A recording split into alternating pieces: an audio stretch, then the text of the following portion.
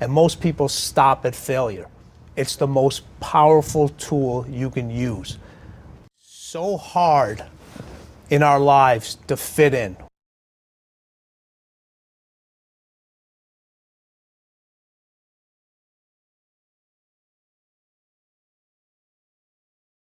When my father came over from India over to the States, he was a professor, but his credits didn't transfer over. The education said, well, it doesn't transfer over to the States. So, all right, he had to find a job in the university. So there was a position known as a degreaser. So what a degreaser is, after every quarter or every semester of anatomy school, they have to do something with the cadavers. Okay, you can't roll them over into the next class. Right. You know, they're filled with formaldehyde and everything, so they weigh anywhere from 400 to 500 pounds. Whoa. So his job was to dismantle the cadaver, put it into the furnace, and then take the ashes out and get disposal. So at an early age, my mom worked the night shift as a nurse, my dad worked the day shift. They couldn't afford a babysitter. So when we were off of school, guess what? Went to work with my dad.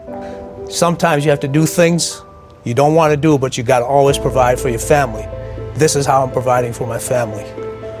Lessons like that stick with you. I mean, you have to be prepared to take any and every opportunity that's presented to you. All right, nothing's just going to happen. You know, everybody say it's all on you. It is all on you. There's other people that can educate you and help you, but you take these different experiences that you learn that stick with you. I mean, you may not remember a whole lot when you were 4 years old, but there's certain memories, there's certain things. You can use them to either harness you to greatness, or you can use them to kind of just keep you where you're at.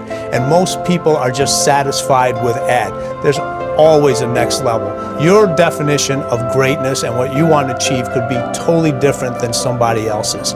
You know, we always say, no one wants to be first, okay, because they're afraid of the consequences that come with doing something first. You know, we go to Michael Jordan. Everyone, when Michael Jordan took over the Charlotte team, okay, everyone says he's a failure. Well, how can you be a failure when you're the first professional athlete to own a majority of a franchise team? You can't be a failure. You're the first to do something. If you're the first to do something, you can't be listed as a failure. I wanted to be the first to do something, and that was to work with high-end professional athletes. Your preparation has to be second to none. We have tons of information available to us, okay?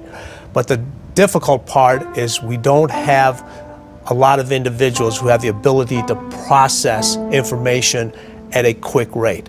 The ones that can excel, and we call them cleaners in the book, they're so well prepared at their task, no matter what variable is thrown at them, what circumstance, they can adjust and they can get that end result. The champions never exhale. So a cooler is a person that you give a job to, and you're going to get the desired result. You're not going to get anything exceptional. You're not going to get anything outstanding. You're going to give them something to do. They're going to deliver a result that's expected. Okay? And there's nothing wrong with that. Every team and every organization needs coolers on them. Then when we have closers are a level above that. Closers are people that you give a task to, you give an assignment, they're going to deliver you that end result majority of the time, as long as too many variables are not thrown at them. A cleaner is an individual, what we call a don't think person. They're so well prepared at what they do. They spend hours and hours of time, years of getting prepared, that no matter what's thrown at them, they're going to deliver that end result over and over again. Their instincts are so dead on that no matter what variable, what problem, they can adjust on the fly and have the ability to get themselves in what we call the zone. The problem is, in order to be able to put yourself in the zone, preparation is the key. We try so hard in our lives to fit in. We try to fit into certain groups, certain frats, certain sororities, you know, among certain friends, yet the people we idolize most are the ones that stand out. But when you're prepared, there is no fear. There is no fear of failure, okay? Because even if you've walked out of something and you feel like you failed at it, your preparation is so strong that you're gonna take that failure and turn it into the outcome you desire. And most people stop at failure. Okay? We've all failed at things. I'm gonna continue to fail at stuff, right? It's the most powerful tool you can use, but it all depends on how you use it. You know, we talk about it in Relentless, okay? A scalpel, okay? In the hands of an individual, it can do unbelievable damage. In the hands of a professional, of a doctor, it saves lives. So it's the same thing with failure. It's how you use it. It's that drive inside of you, okay? It's what we talk about, the dark side.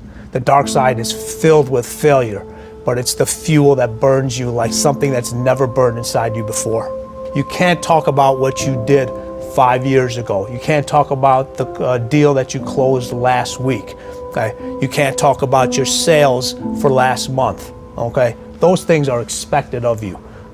Don't expect to get a pat on back for doing your job. You're supposed to do your job. Now, when you do something extraordinary, it doesn't quite feel the same. Relentless isn't about your physical traits. It's about your mental trait.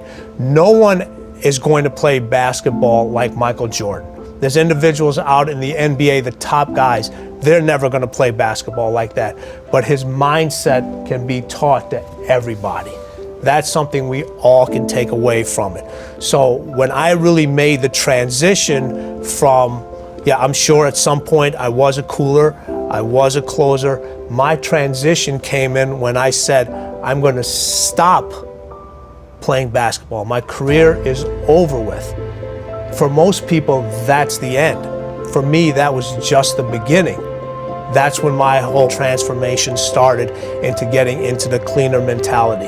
How am I going to be an individual who's never played professional basketball or a professional sport, never going to be able to take the greatest athletes in the world and tell them, this is how you can do it better? Could you imagine that? Somebody who's never scored a single basket in the NBA is taking the world's greatest individuals and telling them, this is what you're doing wrong, this is how you can do it better. And I don't have a whole lot of time and a whole lot of words to get my message across. The truth is very concise, the words are very few. But people don't want to hear the truth, because the truth hurts, okay? But you grow from pain. You really do. You can't know how to deal with success. You can't know how to deal with failures. You can't know how to deal with the bumps in the road that if you haven't had a taste of everything. Okay? And once you remember that bitter taste in your mouth, you never want to feel that again.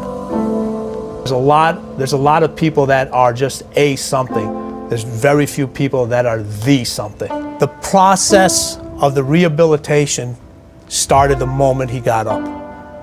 So even what everybody else thought he was losing, he actually gained.